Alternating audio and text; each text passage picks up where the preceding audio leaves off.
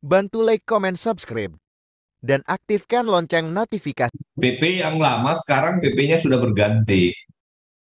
Sekarang sudah ada peraturan pemerintah telah lahir nomor 37 tahun 2023 tentang pengelolaan transfer ke daerah.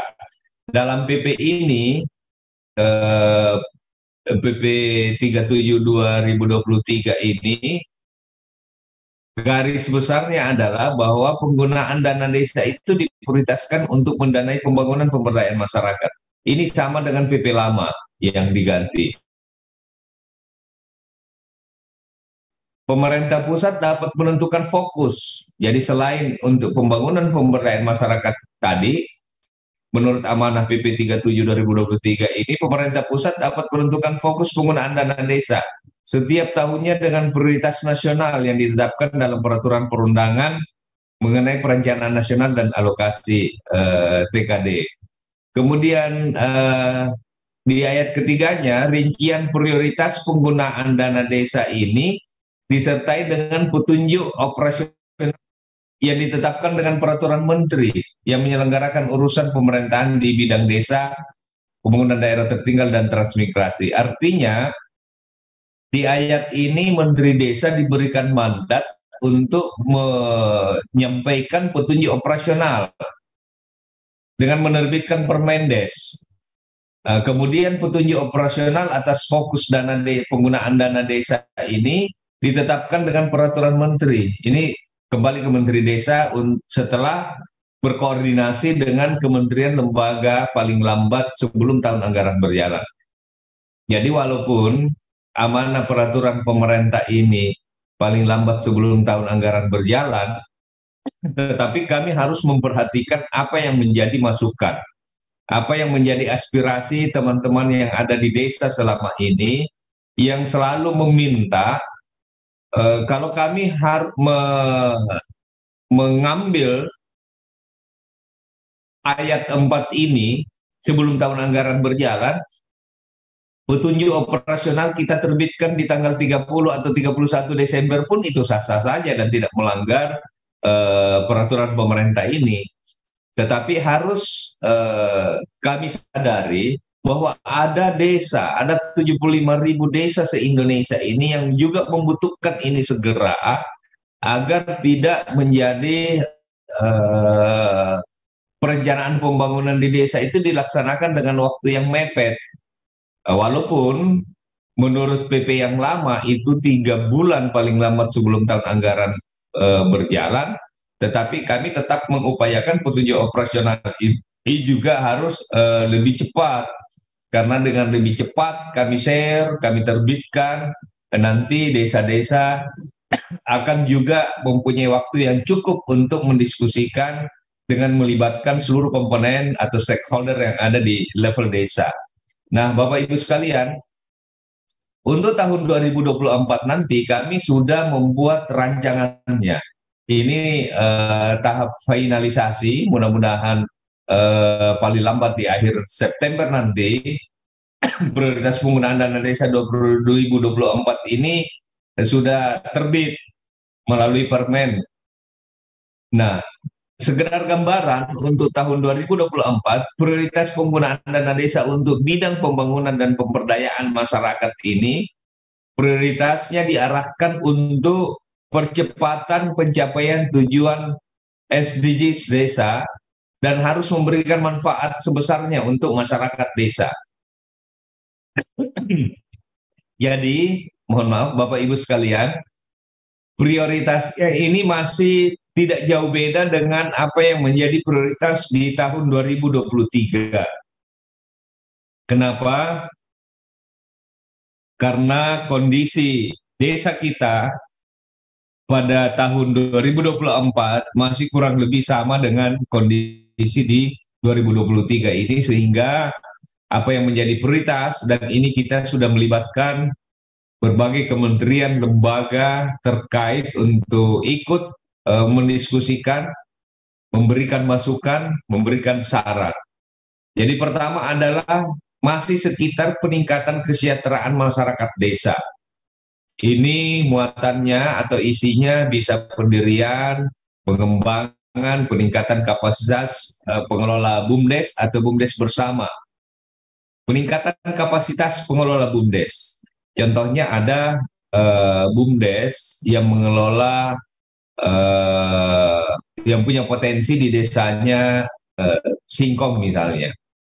Bagaimana ditingkatkan kapasitas pengelolanya ini agar singkong yang baru dipanen ini tidak langsung dijual, tapi ada pengolahan di desa dulu.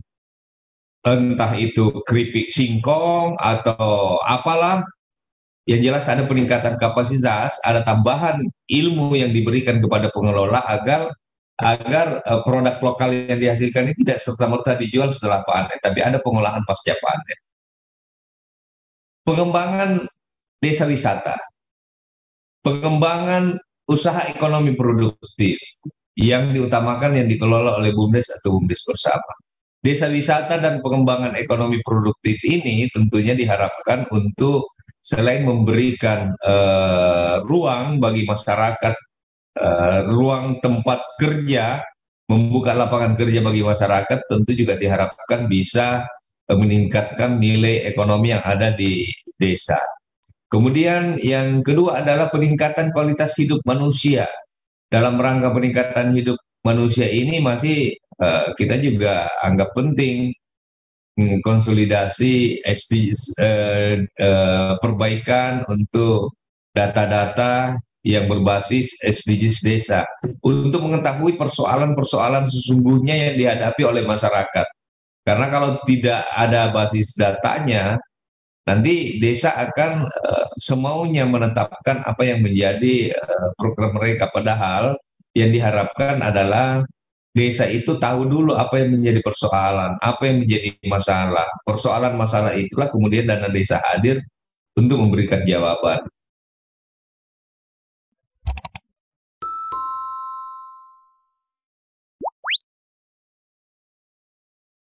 Terus terkait ketahanan pangan nabati hewani, percepatan penurunan stunting, kemudian peningkatan kualitas sumber daya manusia warga desa.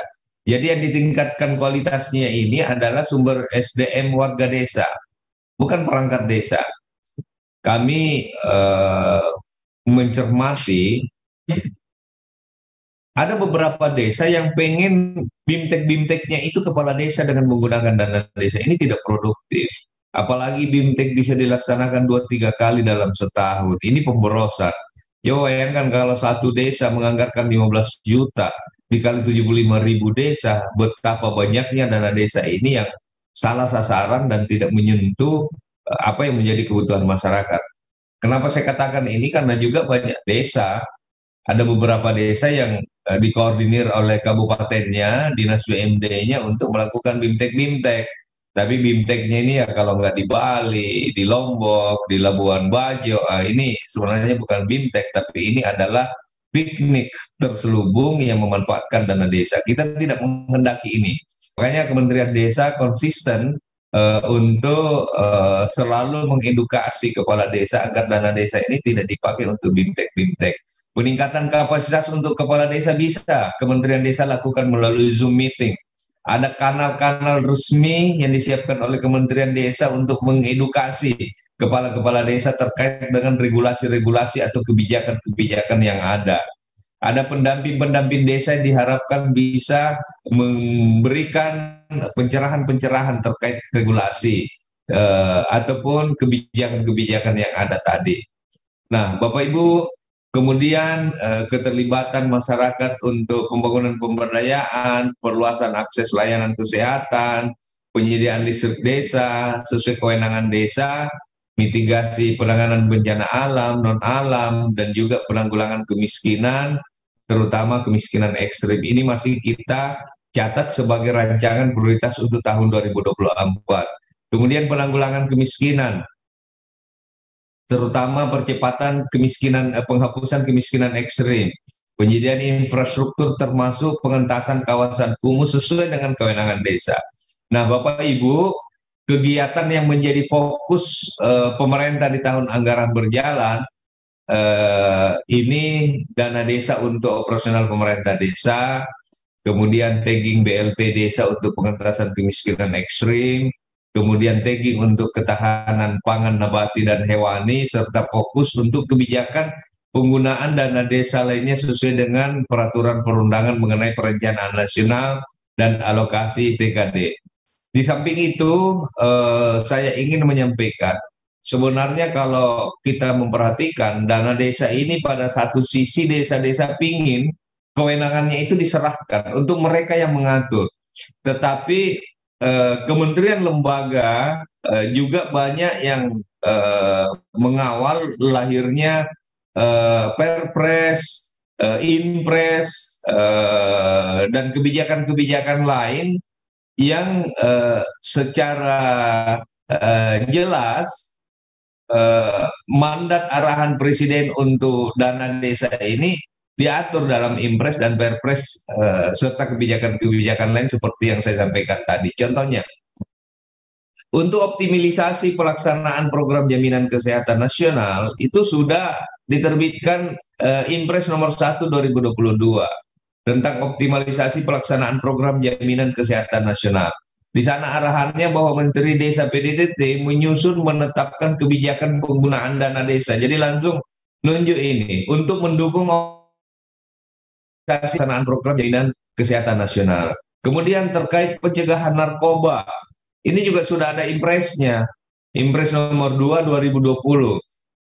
Di situ aksirannya pelaksanaan program Desa Bersih dari Narkoba melalui fasilitasi kegiatan P4GN dan prioritas penggunaan dana desa. Itu sudah ada uraian arahannya di dalam Impres tersebut. Bantuan langsung tunai untuk PKTD. Ini ada Impres nomor 4 2022 tentang percepatan penghapusan kemiskinan ekstrim di huruf B. Menteri Desa PDTT menetapkan prioritas untuk bantuan langsung tunai dan PKTD. Jadi sudah ada arahannya jelas. Kemudian penanggulangan TBC. Ada peraturan Presiden, Perpres 67 2020 sedianya kebijakan pemanfaatan dana desa untuk percepatan eliminasi TBC. Kemudian persentase desa yang mengalokasikan dana desa untuk intervensi percepatan eliminasi TBC. Kemudian untuk kegiatan percepatan penurunan stunting, Peraturan Presiden 72 tahun 2021, pemerintah desa diminta untuk memprioritaskan penggunaan dana desa dalam mendukung penyelenggaraan percepatan penurunan stunting. Begitu pun halnya dana operasional pemerintah desa, kemudian di mana dana operasional ini di tahun 2023 kita sudah tetapkan 3% dari jumlah pagu dan dana di masing-masing desa. Jadi kalau pagunya 1 miliar, maka operasionalnya ini 30 juta. Kemudian ketahanan pangan juga ada surat sekretaris kabinet di mana dalam ratas tentang pagu APBN itu Presiden memberikan arahan terkait penggunaan dana desa untuk ketahanan pangan. Yang intinya adalah untuk urusan yang berkaitan dengan krisis pangan diminta apabila pemanfaatan dana desa untuk krisis pangan ini dimungkinkan, maka penggunaan dana desa untuk infrastruktur desa agar dan harus fokus dan dialihkan kepada masalah pangan ini sesuai dengan kewenangan desa. Ini beberapa hal yang sempat saya sampaikan. Mohon maaf kalau lewat, tadi diminta 10 menit tapi kelihatannya lewat waktunya ya Mbak. Terima kasih. Mohon maaf kalau ada yang kurang. Wassalamualaikum warahmatullahi wabarakatuh. Jangan lupa subscribe channel Nagari Banget dan aktifkan notifikasinya.